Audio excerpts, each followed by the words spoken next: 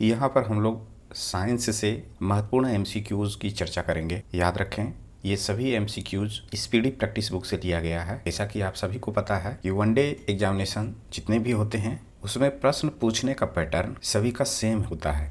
4 option रहते हैं और उन सभी 4 ऑप्शंस में एक को आपको सही कथन पर टिक लगाना होता है। तो यहाँ पर एक ऐसे महत्वपूर्ण बुक को हम लोग कवर करेंगे जिसकी उपयोगिता यूपीपीएससी, बीपीएससी, रेलवेज और एसएससी एग्जामिनेशन में महत्वपूर्ण मानी जाती है।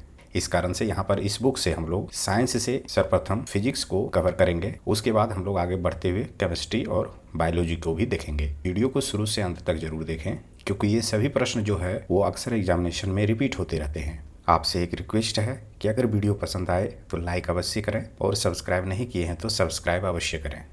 तो शुरुआत करते हैं आज के पहले प्रश्न से। यहाँ पर प्रथम प्रश्न है कि तत्वों का सबसे पहले वर्गीकरण किसने किया था? तो इसका उत्तर ऑप्शन डी होगा, डोब्रेनर, है ना। तत्वों का सबसे पहले वर्गीकरण डोब्रेनर ने किया था। नेक्स्ट प्रश्न है कि तत्वों के वर्गीकरण से संबंधित त्रिक के नियम का प्रतिपादन किसने किया था? तो इसका उत्तर ऑप्शन बी है, डोब्रेनर। नेक्स्ट है कि तत्वों के वर्गीकरण से संबंधित अष्टक नियम का प्रतिपादन किसने किया? तो इसका उत्तर ऑप्शन सी है, न्यूलैंड्स ने किया था अष्टक नियम का प्रतिपादन। अगला प्रश्न है कि किस वैज्ञानिक ने सर्वप्रथम आवर्त सारणी का निर्माण किया? तो इसका उत्तर ऑप्शन ए है, मेंडलीफ ने आवर्त सारणी का निर्माण किया था। प्रश्न है कि आधुनिक आवर्त नियम का प्रतिपादन किसने किया था? तो इसका उत्तर ऑप्शन डी होगा, मोसले ने। मॉडर्न पीरियोडिक टेबल का निर्माण मोसले ने किया था। नेक्स्ट है कि मेंडलीफ की आवर्त सारणी में तत्वों के वर्गीकरण का आधार क्या है ना। जो मेंडलीफ ने सर्वप्रथम आवर्त सारणी का निर्माण किया था उसमें तत्वों का वर्गीकरण का आधार क्या है ये बताना है। तो इसका उत्तर है ऑप्शन ए, परमाणु द्रव्यमान। प्रश्न है कि आधुनिक आवर्त सारणी में तत्वों के वर्गीकरण का आधार क्या है? तो इसका उत्तर है ऑप्शन बी, परमाणु संख्या। तो याद रखना है, पूर्व में जो आवर्त सारणी का वर्गीकरण किया गया था वो द्रव्यमान के आधार पर किया गया था और आधुनिक में जो किया गया है यानी मॉडर्न में जो किया गया है वो परमाणु संख्या के आधार पर किया गया है। अगला प्रश्न है कि आधुनिक आवर्त सारणी में वर्गों यानी कि ग्रुप्स की कुल संख्या कितनी है? तो इसका उत्तर है 18। नेक्स्ट प्रश्न है आधुनिक आवर्त सारणी में आवर्तों यानी कि पीरियड कुल कितनी संख्या है? तो इसका उत्तर है ऑप्शन बी, 7 संख्या है। कुल 7 पीरियड हैं। नेक्स्ट प्रश्न है कि आधुनिक आवर्त सारणी में तत्वों को व्यवस्थित किया गया है, किस आधार पर किया गया है ये बताना है। तो इसका उत्तर ऑप्शन डी है, बढ़ते हुए परमाणु संख्या के आधार पर किया गया है। प्रश्न है किस वर्ग के तत्वों को सिक्का धातु कहा जाता है ना। ऐसे प्रश्न जो होते हैं वो इम्पोर्टेंट होते हैं, अक्सर एग्जामिनेशन में पूछे जाते हैं। तो इसका उत्तर है ऑप्शन बी, 11, है ना। यहाँ पर वर्ग पूछा गया है तो 11वां वर्ग के तत्वों को सिक्का धातु कहा जाता है। प्रश्न है कि शून्य समूह में रखे गए तत्व किस नाम से जाने जाते हैं? तो इसका उत्तर ऑप्शन डी होगा, निष्क्रिय तत्व। शून्य समूह में रखे गए तत्व को निष्क्रिय तत्व के रूप में जाने जाते हैं। अगला प्रश्न है कि सबसे भारी धातु है, तो ये बताना है सबसे भारी धातु कौन सा है। तो इसका उत्तर है ऑप्शन डी, ओसीमियम। ओसीमियम सबसे भारी धातु है। सबसे हल्की धातु कौन सा है ये बताना है। तो इसका उत्तर होगा लिथियम। नेक्स्ट है कि निम्न में कौन सा तत्व सर्वाधिक विद्युत ऋणात्मक है? तो इसका उत्तर है फ्लोरीन। ये सर्वाधिक विद्युत ऋणात्मक तत्व है। अगला है कि आधुनिक आवर्त सारणी के समूह 1 में मौजूद एकमात्र अधातु कौन है? तो इसका उत्तर है ऑप्शन ए, हाइड्रोजन, है ना। एकमात्र अधातु समूह 1 में है मॉडर्न पीरियोडिक टेबल में। अगला प्रश्न है कि आवर्त सारणी में अधातुओं को किस ओर स्थान दिया गया है? तो इसका उत्तर है दाहिनी ओर। नेक्स्ट है कि वे तत्व जो इलेक्ट्रॉन को ग्रहण करते हैं और ऋणात्मक आयन बनाते हैं, है ना, बताना है कि वो कौन से होते हैं। धातु होते हैं, अधातु होते हैं, मिश्र धातु होते हैं या फिर यौगिक होते हैं। तो इसका उत्तर होगा अधातु होते हैं। वे तत्व जो इलेक्ट्रॉन ग्रहण करते हैं और ऋणात्मक आयन बनाते हैं वे अधातु होते हैं। प्रश्न है कि किस वर्ग के तत्वों का गलनांक उच्चतम होता है? तो इसका उत्तर ऑप्शन सी है, चौथा का ए। प्रश्न है कि आवर्त में बाएं से दाएं जाने पर इलेक्ट्रॉन प्रवृत्ति में क्या परिवर्तन होता है? तो इसका उत्तर है ऑप्शन ए, बढ़ती है। नेक्स्ट है, किस वर्ग के तत्वों को इलेक्ट्रॉन बंधुता उच्च होती है? 21 का उत्तर है ऑप्शन सी, 7A। इसकी बंधुता उच्च होती है। प्रश्न है कि आवर्त सारणी को कितने ब्लॉक में बांटा गया है? तो इसका उत्तर है डी, 4 ब्लॉक में बांटा गया है। नेक्स्ट है कि किस ब्लॉक का तत्व साधारणतः रंगीन यौगिक का निर्माण करता है? तो इसका उत्तर है ऑप्शन ए, एस ब्लॉक का यौगिक। प्रश्न है कि जब कोई उदासीन परमाणु एक इलेक्ट्रॉन ग्रहण करता है तो उसके फलस्वरूप उत्पन्न ऊर्जा कहलाता है? तो इसका उत्तर होगा ए, इलेक्ट्रॉन बंधुता। प्रश्न है कि किस वर्ग के तत्वों को मुद्रा धातु कहते हैं? तो इसका उत्तर है ऑप्शन सी, बी होगा।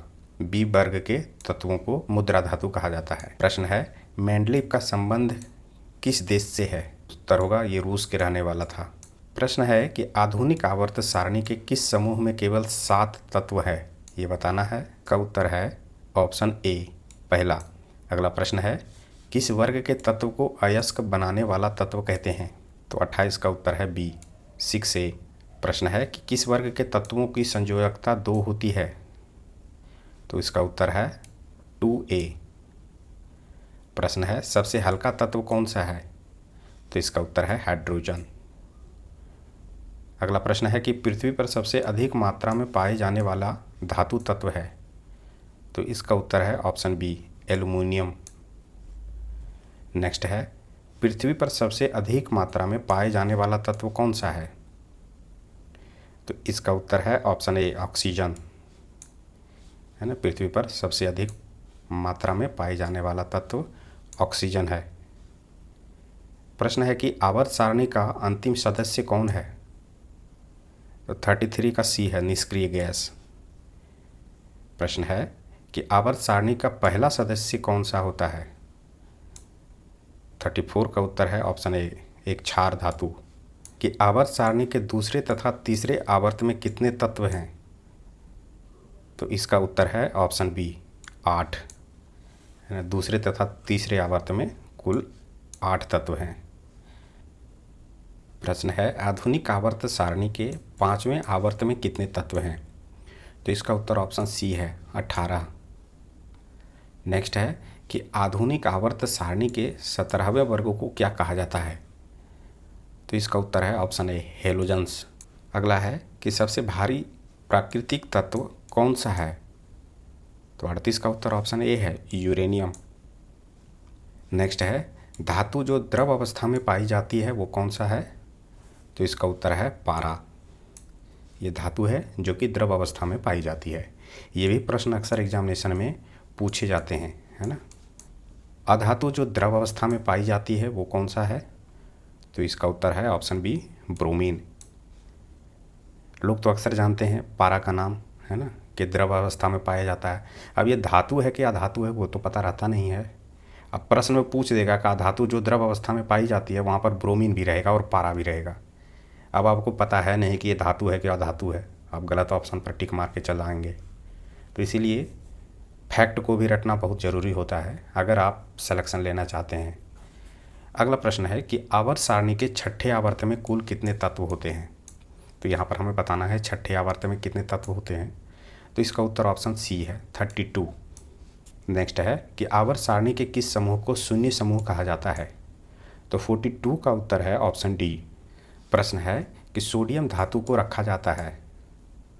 तो इसका उत्तर है 43 का ऑप्शन ए, केरोसिन में इसे रखा जाता है। अगला प्रश्न है, चाकू के काटी जा सकने वाली धातु कौन सी है? 44 का उत्तर है ऑप्शन डी, लिथियम है, सोडियम है, पोटेशियम है। इस कारण से ये तीनों होगा सही। प्रश्न है, किस अधातु में धातुई चमक पाई जाती है? उत्तर है ऑप्शन डी, आयोडीन। प्रश्न है कि आवर्त सारणी में किस तत्व की उच्चतम इलेक्ट्रॉनिक बंधुता होती है? तो इसका उत्तर है ऑप्शन बी, क्लोरीन। इसकी बंधुता उच्चतम होती है। अगला प्रश्न है कि आवर्त सारणी के तीसरे और चौथे समूह का सामान्य गुण धर्म क्या है? तो इसका उत्तर है क्षारीय और अम्लीय। समूह को ध्यान में रखना है आपको, तीसरे और चौथे समूह की बात कर रहा है। अगले प्रश्न की ओर चलते हैं कि न्यूलैंड्स के समय ज्ञात तत्वों की संख्या कितनी थी? 56 है ना। इनके समय में ज्ञात तत्वों की संख्या 56 थी, है ना। ऑप्शन होगा 56।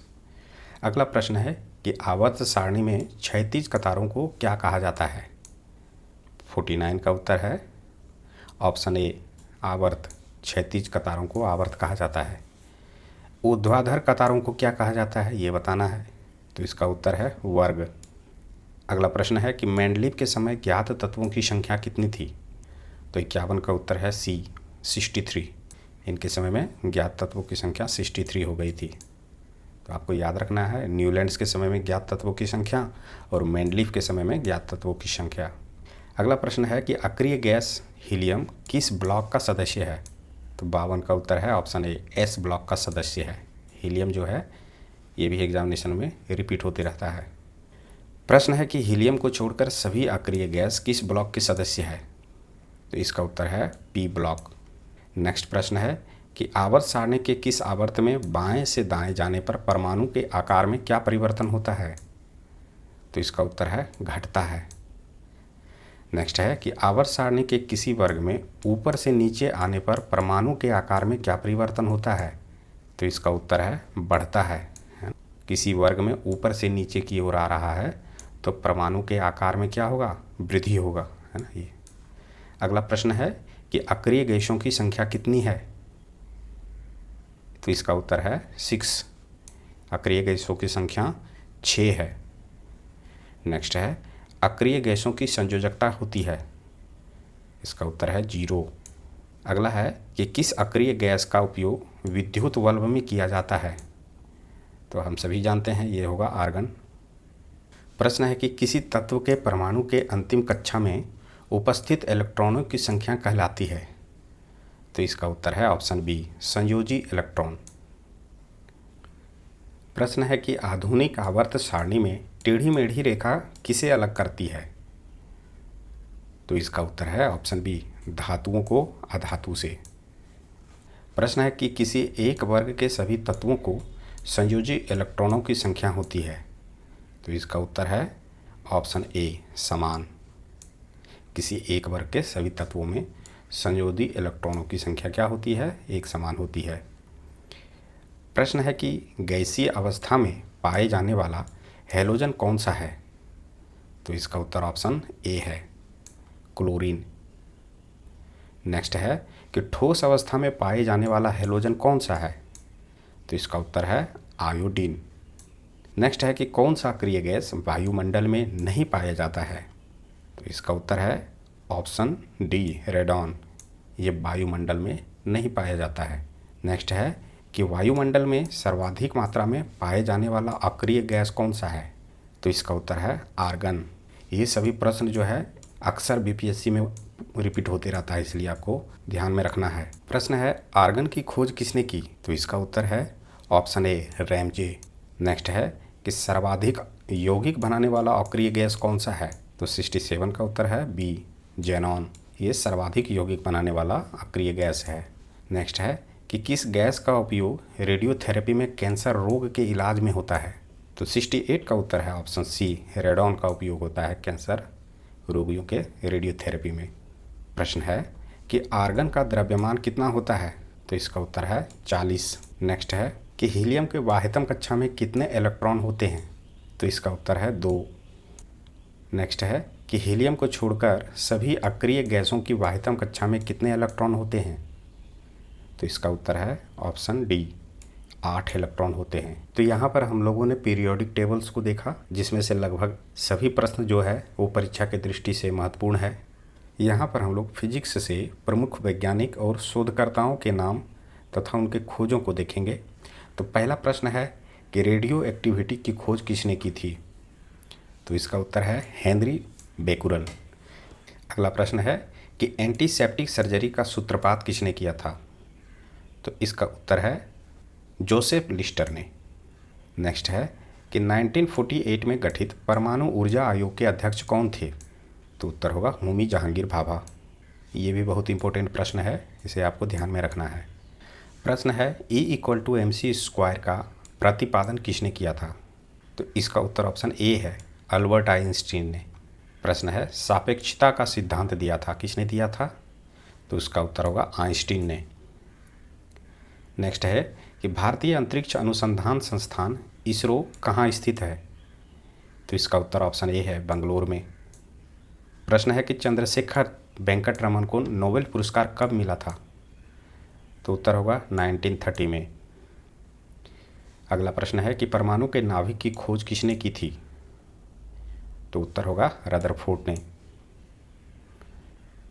नेक्स्ट प्रश्न है सूर्य के द्रव्यमान के 1.4 गुने द्रव्यमान को कहा जाता है? तो इसका उत्तर है ऑप्शन बी, चंद्रशिखर सीमा। नेक्स्ट प्रश्न है कैस्कोग्राफ नामक यंत्र की खोज किसने की थी? तो इसका उत्तर है जगदीश चंद्र बोस ने, है ना। जगदीश चंद्र बोस ने कैस्कोग्राफ नामक यंत्र की खोज की थी। अगला प्रश्न है the history of Hindu science किसकी अनुपम कृति है? यानी ये बुक है, इस बुक के राइटर का नाम बताना है। तो इसका उत्तर होगा ऑप्शन डी, मेघनाद साहा। प्रश्न है कि चेचक के टीके की खोज किसने की थी? तो 12 का उत्तर है सी, एडवर्ड जेनर ने, है ना। ये भी एग्जामिनेशन में अक्सर पूछे जाते हैं, आपको याद रखना है। प्रश्न है कि किसने बताया पृथ्वी अपने अक्ष पर घूमती हुई सूर्य की परिक्रमा करती है? तो उत्तर होगा इन सभी ऑप्शंस में आर्यभट्ट। प्रश्न है न्यूट्रॉन की खोज किसने की थी? ये भी इम्पोर्टेंट प्रश्न है। तो 14 का उत्तर है ऑप्शन ए, जेम्स चैडविक ने न्यूट्रॉन की खोज की थी। अगला प्रश्न है परमाणु के सिद्धांत का प्रतिपादन किसने किया था? तो इसका उत्तर है जॉन डाल्टन ने परमाणु के सिद्धांत का प्रतिपादन किया था। नेक्स्ट प्रश्न है द ओरिजिन ऑफ स्पीशीज किन की रचना है? तो इसका उत्तर होगा चार्ल्स डार्विन। अगला प्रश्न है कि राष्ट्रीय विज्ञान दिवस कब मनाया जाता है? तो उत्तर है 28 फरवरी को। नेक्स्ट है हाइड्रोजन को तत्व के रूप में खोज किसने की? तो इसका उत्तर होगा हेनरी कैवेंडिश। नेक्स्ट है रक्त परिवहन की खोज किसने की थी? तो इसका उत्तर है विलियम हार्वे ने। अगला प्रश्न है एक्सरे की खोज किसने की थी? ये भी इम्पोर्टेंट प्रश्न है। तो इसका उत्तर होगा WC रेंटजन ने एक्सरे की खोज किया था। अगला प्रश्न है गति के जड़त्व नियम को किसने प्रतिपादित किया? तो हम सभी जानते हैं, इसका उत्तर ऑप्शन बी होगा, गैलीलियो। गति के नियम किसने दिया था? तो 22 का उत्तर है न्यूटन, है ना।